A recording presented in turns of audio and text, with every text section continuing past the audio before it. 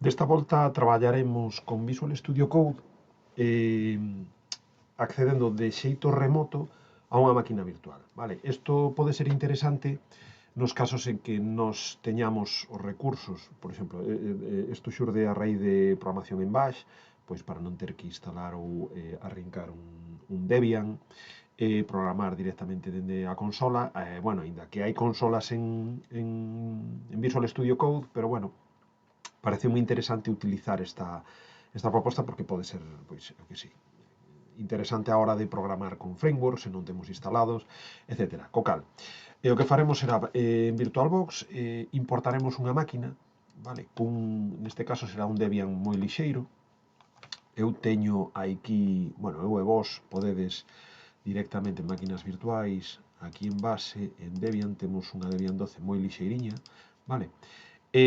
Imola importar, voulle poñer o nome, neste caso vai ser un Debian 12 server, voulle poñer son, creo que non teño ninguna, deixademe mirar, vale, non teño aquí ninguna, vale, de 1024, correcto, está todo correcto, que está mal a ruta, poñeremos a ruta axeitada, lembrade que nós non guardamos en C as máquinas virtuais, vale, metémola aquí, correcto, vale, máquinas virtuais, tamén lle indicamos que xere unha nova Mac, vale, importamos, e unha vez que está importada, realizaremos o seguinte, configuraremos unha rede NAT, vale,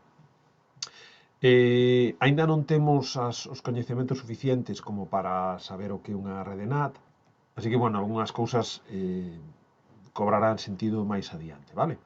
Ben, eu nesta máquina estou traballando cun VirtualBox 6, vale? Nos nas aulas temos un 7, muda un pouquiño o xeito de facelo. Aquí hai que ir por Preference, vale?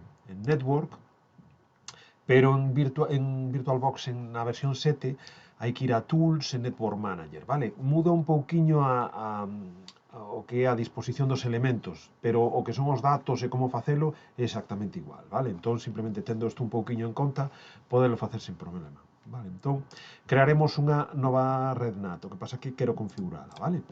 Entón, imos a configurala e poñerlle un nome, vou chamar Visual Studio Code, vale? E a rede que vou utilizar, fixadevos que aquí estamos traballando coa rede 10.0.2.0, con máscara de 24, nos traballaremos coa rede 192.168.15.0 de máscara 24 tamén, vale?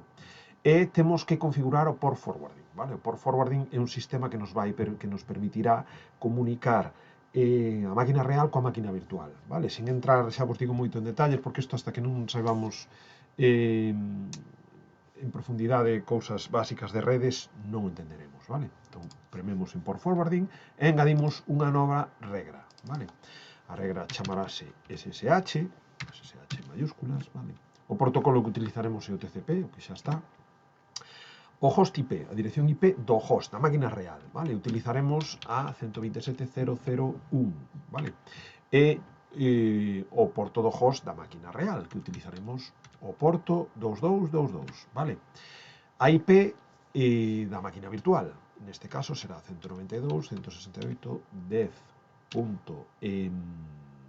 Perdón, 10 non, porque estamos na red 15.100, e o porto invitado, o porto invitado, o porto da máquina virtual, ao que nos conectaremos a máquina virtual será a rede, o porto, 22, vale? Xa temos creado, damos OK, e agora o que temos que dicirlle a esta máquina é que queremos que utilice pois esta NAT Network, vale? Lembrade que muda un pouquiño en 7, pero este caso prácticamente igual, vale? Arrancamos a máquina, logueámonos, vale? Nesta máquina o login é ladmin, vale, a contrasinal é a de sempre, pero con 2 puntos, vale, e xa estamos dentro da máquina. Tenemos que configurar a rede, vale, porque indicamos que, bueno, isto vai traballará nunha rede NAT, vale, entón temos que configurar a rede. Como facemos? Pois, os que saben algo de redes xa saben como realizalo en Debian, interfaces.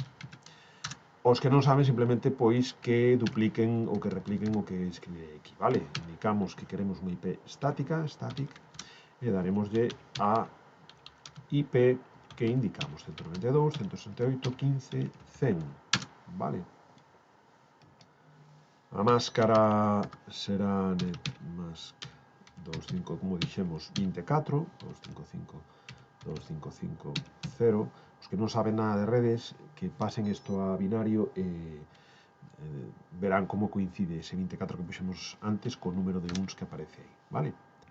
Como gateway utilizaremos gateway a 192.168.15.1 e como DNS name, perdona, pero escribir e falar de outra cousa ao mesmo tempo costame bastante, name servers, utilizaremos os de Google, vale? Os DNS de Google, o primario e o secundario.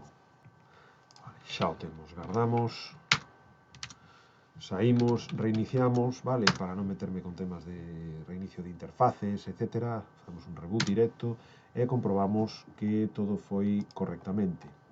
Iniciamos sesión de novo e co comando IPA deberemos ver que xa ten, aquí podemos ver que xa ten a IP asignada, vale? En principio estaría correcto. Vale, nesta máquina precisaremos, vamos a facer root de novo, precisaremos ter instalado o OpenSSH server, vale? Sé que non está instalado, vale? Se non estivese, habería que instalarlo porque nos conectarémonos a través de SSH. E agora é momento de lanzar o Visual Studio Code. Aquí no Visual Studio Code deberemos instalar unha extensión, vale? A extensión chamase Remote SSH. Temos estas dúas, temos Remote SSH Editing Configuration Files e Remote SSH. E esta de aquí, vale? Instalamos Remote SSH e unha vez está instalada procedemos a probar unha nova conexión. Entón, utilizamos o Remote SSH Connect to Host. Aquí está, vale. Indicámoslle que queremos engadir un novo host, vale? E aquí temos que indicar o nome do usuario, LAdmin, da máquina virtual, vale? A IP 127.0.0.1. Lembrade o que configuramos no por forwarding, vale? E o porto 2222. Prememos en entrar e dinos que arquivo de configuración SSH para actualizar, vale? Indicamos o do meu usuario, vale? E dice que se agregou o host. Damos a conectar e ábrenos outra ventana de VirtualHost. Dinos cal é a plataforma da máquina remota. A plataforma da máquina remota é un Linux, vale? Está seguro de que desexa continuar? Que hai atopou unha huella digital, vale? Agora poñemos a contrasinal para LAdmin, que lembrade que para esta máquina ABC123. E ábrenos, bueno, podemos abrir xa directamente o folder. Fixadevos que ahora podemos ver os directorios que hai na máquina virtual, vale? Linux, Home, LAdmin, Scripts. Damoslle OK, ábrenos outra ventana, vale? E vai nos pedir outra vez o contrasinal, vale? Lembrade, ABC123.com. para este caso. E vemos o que ocorre. Xa estamos dentro da máquina, vale? Podemos ver os dous arquivos que hai nesta máquina. Temos un script en Python, vale? E un script en bash.sh, vale? A partir deste momento, pois xa podemos executar comandos de Linux dentro da máquina, porque ahora mismo estamos dentro da máquina virtual, vale?